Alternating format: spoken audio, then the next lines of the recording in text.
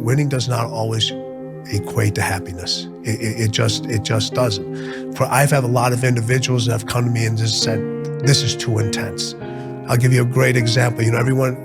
Kobe's known for Mamba mentality. That was his thing, Mamba mentality. I've seen first of all, Mamba mentality is not a mentality, it's a lifestyle. That's the first thing I tell an individual. And once I tell them about the lifestyle, I've seen Mamba mentality destroy more careers than I've seen it help. Too intense, too hot. People want the flame, but they don't want to touch the fire. It was an everyday process and trying to figure out strengths and weaknesses. For example, jumping ability. Man, my vertical was a 40, it wasn't a 46 or a 45.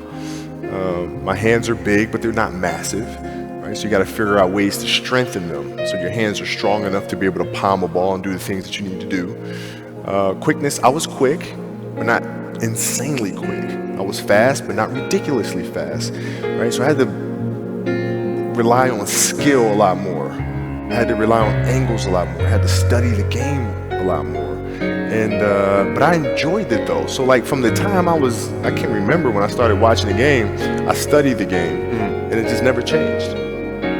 Technical question here. Let's see how you can answer this. Who would Shaq be if he had your work ethic? He'd be the greatest of all time. If Shaq had your work ethic, he'd be the greatest of all time. Greatest of all time by a sure. He'd be the first to tell you that, for sure. I mean, this guy was a force like I have never seen. I mean, it was crazy. A guy at that size, generally guys at that size are a little timid and they don't want to be tall. They don't want to be big. Man, this dude he did not care. He was mean. He was nasty. He was competitive. He was vindictive. I mean, I wish he was in the gym. I would have had fucking 12 rings. If you had the work ethic. My God, yeah. We ain't be close. I mean, Kobe was a beast. Nobody worked harder than him. But I think you could find success in many ways. For me, I had 8 hours of work, 8 hours of business, 8 hours of family. See, Kobe was just getting married, getting to his family. I'm already 4 kids in. So after I put in my 2-3 hours of work, now I have to be daddy. Now I have to be husband. Now I have to take care of business.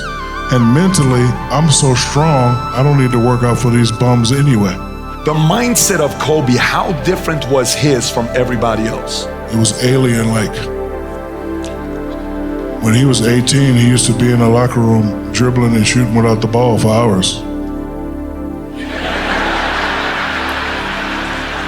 And then you see him practice the same move on the court. Like he was obsessed with being the best ever. I was obsessed with being the most dominant. He was obsessed with being the best ever. And sometimes you sacrifice a lot of things, and he did. All he did was work out.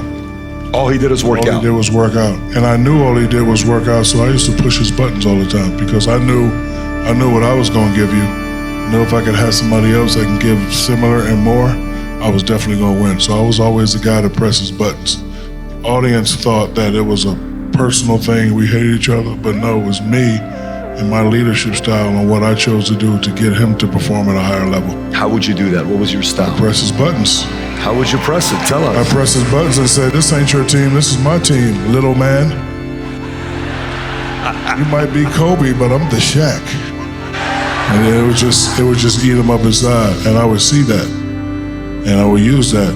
Notice how out of all our interactions, Phil Jackson never intervened. You know why, right? Why's that? Because you got 2 animals going at it. And his only request was, on the court, make sure you play as one. And, that's what we did. But for Kobe, it was like, his first year was like, I don't know if I'm going to be a Hall of Fame player if I'm only averaging 19 points a game. Shaq's averaging 30. He calls up Jerry West and says, how did you and Elgin both score 30 points a game during your careers?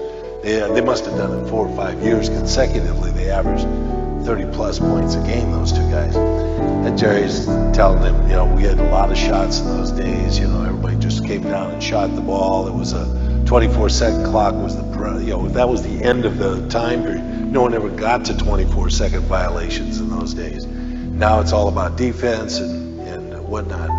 And don't worry about this. He calls me up and tells me, he had this conversation with Kobe Bryant. So I know that Kobe's itching to score, and when he comes back the second year, he's determined that he's going to be, in the scoring. And he shot 1,000 jump shots a day, and he's going to come out and score. So it's a battle of wills that are going on.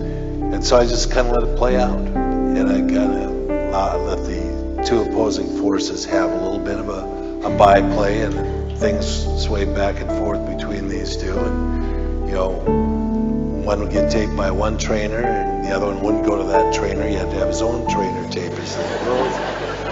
And one group had a series of press guys they'd talk to, and the other guy wouldn't talk to those press guys. And so it was like this kind of bickering war that was going on. It was like almost child stuff and, teenage stuff. I try to get my kids to see the beauty in the process. So when they got old enough, I used to take them with me to workouts. And they used to be over there kicking a soccer ball around or whatever. But they would see. It's not they're sitting there and watching them, but they would see. They know I'd get up at 4 o'clock in the morning. They know I'm training again. Just filmed their basketball. They were there with me as I was writing and going through the animation process, going through step by step. And I think the important thing that we can do as parents is to lead by example, but also encourage our children to think incrementally. Not to say, okay, I want to be like, Gianna, for example, my daughter who plays basketball now. She said, Dad, can you teach me how to play basketball? I'm like, sure. She's like, okay, I want to be better than you. I'm like, all right, cool. Let's start with 15 minutes a day. Right? And for 15 minutes a day, we just stood right in front of the hoop and just shot. Right under the hoop. We didn't move around, we didn't do any dribbling, just 15 minutes a day, just shooting. Right? And you do that for a month and a half.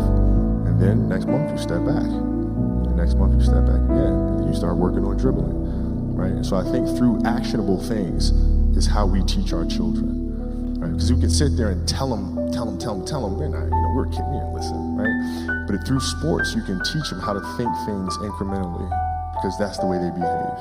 And if it becomes a part of their process in sports, it will become a part of their process in life as well.